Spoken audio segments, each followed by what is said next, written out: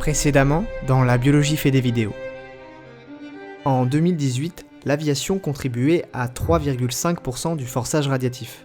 Ce chiffre, qui paraît pas particulièrement énorme au premier abord, l'est, dans la mesure où seule une faible proportion de la population se sert de l'avion. Mais plus inquiétant encore, c'est la progression de l'aviation avec un nombre de kilomètres parcourus par passager en constante augmentation.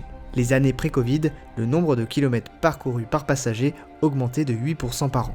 Bien trop pour être ne serait-ce que compensé par les améliorations de l'efficacité énergétique des avions. Mais tout ça, c'est sans compter l'avion vert. On ne s'y trompe pas. L'homme, l'espèce humaine, aura toujours à cœur de vouloir voyager, de vouloir voler et de vouloir se déplacer rapidement d'un point A à un point B. Les biocarburants, c'est notre futur à moyen terme. Moi, ma vraie question, c'est est-ce qu'on interdit totalement l'avion ou est-ce qu'on interdit l'avion qui pollue ? Parce qu'aujourd'hui, vous avez des premières compagnies aériennes, alors c'est pour des petits avions de 6, 8 ou 10 places, qui commencent à faire des vols 100% électriques. L'utilisation de l'hydrogène à bord d'un avion amène à ce qu'on appelle un avion à zéro émission. Il n'émet pas de dioxyde de carbone. Alors, l'avion vert, réalité ou intox ? Aujourd'hui, on va démêler le vrai du faux. Et pour m'aider, je suis avec Julien Marcinkowski, ingénieur supaéro et un des 23 co-auteurs du rapport du Shift Project, Voler en 2050. Comment réduire les émissions de gaz à effet de serre de l'aviation ?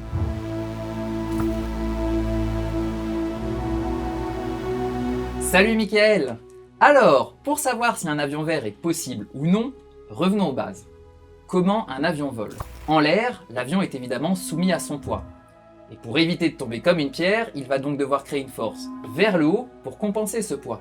C'est ce qu'on appelle la portance. Et pour la ressentir, vous pouvez sortir la main par la fenêtre sur l'autoroute. Plus vous inclinez votre main, et plus elle est poussée vers le haut. Ça y est, vous créez de la portance. Vous constaterez alors aussi que plus vous créez de portance en inclinant votre main, et plus elle est aussi poussée vers l'arrière. Cette deuxième force qui pousse votre main vers l'arrière, c'est la traînée aérodynamique. Elle freine l'avion et c'est pour ça qu'on a besoin des moteurs pour la compenser et générer une force de traction ou de poussée. Ah, et c'est pour ça que sans les moteurs, on a fini dans l'Hudson la dernière fois. Tout à fait! Et évidemment, plus un avion est lourd, plus il doit créer de portance. Et plus il crée de portance, et plus la traînée est importante, et du coup, plus il va devoir pousser fort avec les moteurs, et donc, plus il va consommer d'énergie. Donc plus l'avion est lourd et plus il faut d'énergie pour qu'il vole. Ah, jusque-là, plutôt logique. Et pour limiter la traînée, il faut aussi que l'avion soit aérodynamique. Si vous sortez votre main par la fenêtre sur l'autoroute et que vous cherchez à créer le moins de traînée possible, vous vous rendrez vite compte que la meilleure position est la main à l'horizontale, avec les doigts pointés face au vent. En effet, la traînée aérodynamique est directement proportionnelle à la surface frontale exposée au vent. C'est pour ça qu'un train, un bateau, une voiture, un bus ou un avion ont cette forme plutôt allongée. Ainsi, mieux vaut faire un avion le plus long possible, mais attention, car plus il est long et plus il faudra le renforcer pour ne pas qu'il casse et donc plus il sera lourd. Et si on ne le renforce pas assez, ça donne ça. Donc l'avion est limité par son poids et sa longueur et donc par son volume. C'est toujours très logique. Ouais, et notre source d'énergie, quoi que ce soit, va elle aussi prendre de la place et peser son poids. Donc, il nous faut pour faire voler tous nos passagers, une source d'énergie qui contienne le maximum d'énergie dans un minimum de poids et de volume. Et pour ça, nous avons trouvé le carburant idéal. C'est le kérosène. Vous pouvez voir sur ce graphe la densité énergétique de différentes sources d'énergie. En ordonnée, c'est la quantité d'énergie fournie par litre. Et en abscisse, c'est la quantité d'énergie fournie par kilogramme. Autrement dit, on cherche une source d'énergie qui se trouve le plus en haut à droite. Et tant qu'à faire, si ça peut ne pas être explosif, ne pas geler en altitude et qu'on puisse en trouver facilement sur Terre, ce serait vraiment pas mal. Eh bien, le kérosène répond plutôt très bien à ces contraintes.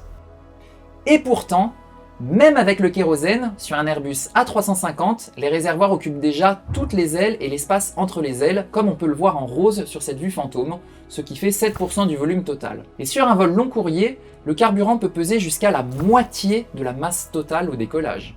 Tu veux dire qu'une partie du carburant sert à faire voler le carburant? Exactement. Du coup, si on remplace le kérosène par autre chose, pour que l'avion soit tout simplement capable de voler, il va pas falloir que ça pèse beaucoup plus lourd, ni que ça prenne beaucoup plus de place que le kérosène. Oui, parce qu'on aimerait bien mettre des passagers et des passagères dans l'avion aussi, hein. Et un pilote. Bon alors, qu'est-ce qu'on a pour faire des avions verts? Tout d'abord, l'avion électrique. À même énergie stockée, les meilleures batteries sont 10 fois plus lourdes et plus volumineuses que le kérosène. Nous avons dit que sur un Airbus A350, les réservoirs occupaient déjà 7% du volume total. Donc multiplié par 10, ça veut dire que les batteries occuperaient 70% du volume de l'avion. Et sur un long courrier, où le carburant pèse jusqu'à 50% de la masse au décollage, si on multiplie par 10, ça fait 500%. Donc 5 fois la masse totale de l'avion, qui décollera jamais quoi. Bref, vous l'avez compris, les avions électriques long courrier, c'est pas près d'arriver. D'ailleurs, il n'y a aucune annonce sérieuse en ce sens, et les seules annonces d'avions électriques concernent uniquement des petits avions de quelques places, pour des distances beaucoup plus courtes, et à vitesse beaucoup plus faible. D'ailleurs, quand le lobbyiste Xavier Titelman annonçait sur LCI en 2020 Par exemple, Harbour Air au Canada, 300 vols par jour qui sont faits 100% en électrique. Alors ça, c'est un mensonge. Cet avion a déjà volé, mais c'était juste une première étape du processus de certification pour pouvoir faire des vols commerciaux réguliers. Au jour où je parle, il n'y a toujours pas eu de vol commercial. Et pour les personnes qui citent Solar Impulse comme un espoir, cet avion 100% électrique, qui fonctionne carrément à l'énergie solaire, eh bien il a plus d'envergure qu'un Airbus, alors qu'il ne peut transporter qu'une seule personne et qu'il vole 10 fois moins vite. Bref, un avion qui sert surtout à faire voler des batteries. C'est ça la réalité de l'avion électrique. Et le rapport du Shift Project n'envisage d'avions électriques que pour, je cite, les avions très court courrier de moins de 19 passagers et de rayon d'action inférieur à 500 km et qui ne joueront qu'un rôle minime dans la réduction de l'impact climatique dans la mesure où cette catégorie d'aéronefs représente une faible part du trafic. Fin de citation. Oui, mais tout à l'heure, vous avez dit que c'était parce que les meilleures batteries qu'on connaît actuellement étaient 10 fois plus lourdes. Peut-être que la technologie va permettre d'en faire des plus légères. La technologie peut certes faire des progrès, mais elle ne permet pas de dépasser les lois de la physique. Parce que j'ai un scoop pour toi, les batteries électriques ne stockent pas d'énergie électrique. Mais what the what? Et non, on ne remplit pas une batterie d'électricité. On ne tasse pas des électrons dedans. Mais l'électricité permet de faire une réaction chimique à l'intérieur de la batterie, et quand on veut récupérer l'électricité de la batterie, on fait la réaction chimique inverse. Donc pour faire une batterie plus légère, il faut qu'il existe une réaction chimique qui permette de stocker plus d'énergie pour une masse donnée et dont on puisse retirer de l'électricité. Si ça n'existe pas, la technologie n'y pourra rien. C'est chiant, mais c'est comme ça. Et il faut aussi que les éléments chimiques qui réagissent soient suffisamment disponibles sur Terre et ne posent pas d'autres problèmes. Et malgré des effets d'annonce, depuis plus de 10 ans, il n'y a toujours rien en vue. Dans ce cas, on n'a qu'à faire des avions à hydrogène. Dans 1 kg d'hydrogène, il y a 2,7 fois plus d'énergie que dans 1 kg de kérosène. Sauf qu'à pression et température ambiante, l'hydrogène prend 3000 fois plus de place que le kérosène. Donc pour faire un avion, on oublie tout de suite. On peut faire des dirigeables, si on accepte le risque qu'ils prennent feu et de ne transporter qu'une centaine de passagers et passagères 4 fois moins vite qu'un avion long courrier. Soit 24 heures de vol pour un Paris-New York. Et jusqu'à présent, ce n'est pas envisagé. Si on veut faire tenir l'hydrogène dans un avion, il y a alors deux pistes. La première, le comprimer à 700 fois la pression atmosphérique. L'hydrogène prend toujours 7 fois plus de place que le kérosène, ce qui ferait qu'il prendrait la moitié du volume total d'un Airbus A350, donc moitié moins de passagers et passagères. Mais c'est surtout la sécurité qui pose problème. Car avec de l'hydrogène à 700 bars qui remplit la moitié de l'avion, en cas de crash, c'est une explosion sûrement des centaines de fois plus puissante qu'avec du kérosène. Et c'est sûrement ça qui fait que l'hydrogène comprimé n'est pas envisagé, sans parler du poids des réservoirs blindés pour la pression, et qui ferait que l'avion ne décollerait même pas. Reste enfin la deuxième piste, l'hydrogène liquide, qui doit être maintenu à moins 253 degrés pour ne pas s'évaporer, ce qui nécessite une machinerie cryogénique dans les aéroports. On ferait le plein et il faudrait consommer l'hydrogène plus vite qu'il ne se réchauffe et se vaporise dans les réservoirs. L'hydrogène liquide prend encore 4,1 fois plus de place que le kérosène.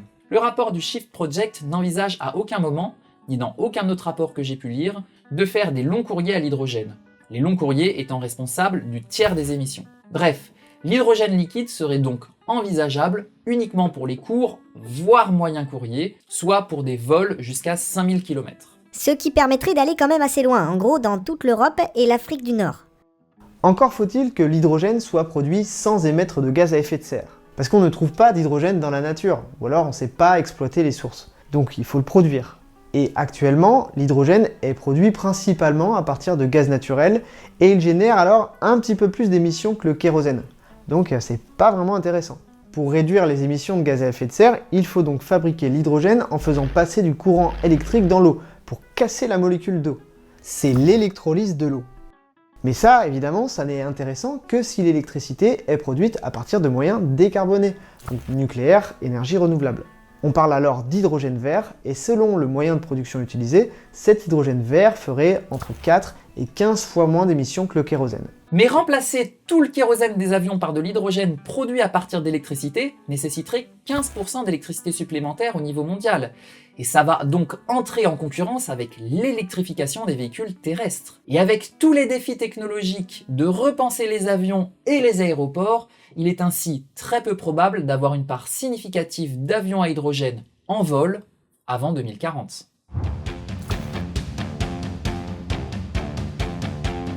Reste la toute dernière solution mise en avant par l'industrie aéronautique, les Sustainable Aviation Fuel, qui sont soit des biocarburants, soit des carburants de synthèse. Concernant les biocarburants, ce sont des carburants issus de plantes ou de déchets alimentaires ou agricoles.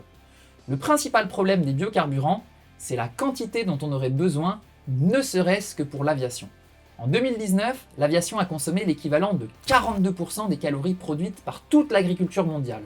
Et pourtant, le kérosène pour l'aviation ne représente que 8% du pétrole utilisé dans le monde. Donc ça ferait énormément de calories à produire en plus pour remplacer très peu de pétrole. Enfin, produire tous ces agrocarburants, c'est artificialiser encore plus de surface au sol en remplaçant des écosystèmes naturels par des cultures, ce qui contribuerait à la crise majeure de la biodiversité qui est en cours et est au moins aussi préoccupante que le dérèglement climatique. Quant aux carburants de synthèse, ils sont fabriqués à partir d'hydrogène vert, donc il faut déjà le produire. Ensuite, cet hydrogène réagit avec du CO2, soit capté dans l'air, soit issu d'une industrie qui en émet, comme une centrale à charbon. Ce carburant de synthèse est liquide et donc plus pratique à utiliser que l'hydrogène dont il est issu.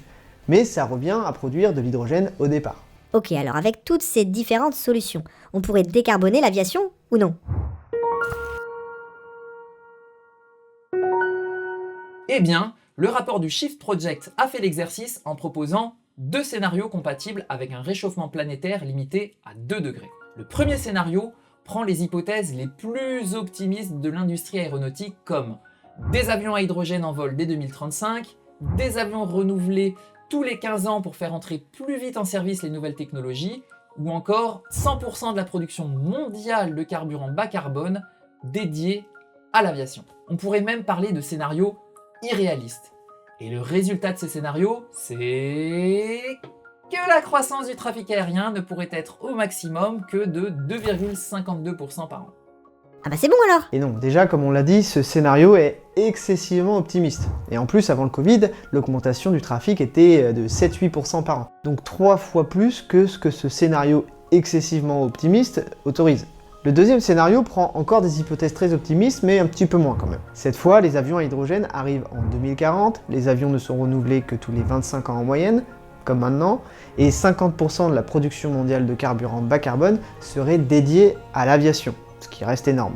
Et là, pour tenir les 2 degrés de réchauffement, le trafic doit décroître de 0,8% par an. Donc même dans un scénario ultra favorable à l'aviation, celle-ci doit décroître pour garder une planète vivable. Bref, comme toujours, si la décarbonation de l'aviation par la technologie est une nécessité, elle restera insuffisante au vu des enjeux climatiques, et comme toujours, il faudra aussi, et peut-être surtout, compter sur la sobriété. Effectivement, non seulement la technologie poussée au maximum ne sera pas suffisante, et en plus, il serait peut-être judicieux de décarboner en priorité des secteurs plus essentiels que l'aviation. La pandémie de Covid-19 a montré qu'on pouvait arrêter du jour au lendemain les avions, puisque ce sont surtout les riches qui volent, et pour leur plaisir personnel. Et pour décarboner vraiment notre monde, nous arrêterons de toute façon de consommer, produire et travailler toujours plus, puisque ça consomme de toute façon toujours plus d'énergie, et c'est donc incompatible de rester dans les limites planétaires. Et en plus, ce toujours plus ne nous rend même pas plus heureux et heureuses, et vous pouvez aller sur ma chaîne pour en savoir plus. Du coup, en faisant moins et mieux, nous aurons le temps de voyager si nous en avons encore le désir, et nous pourrons prendre le voilier et le train pour aller loin, et ça nous rappellera que le voyage fait partie du voyage.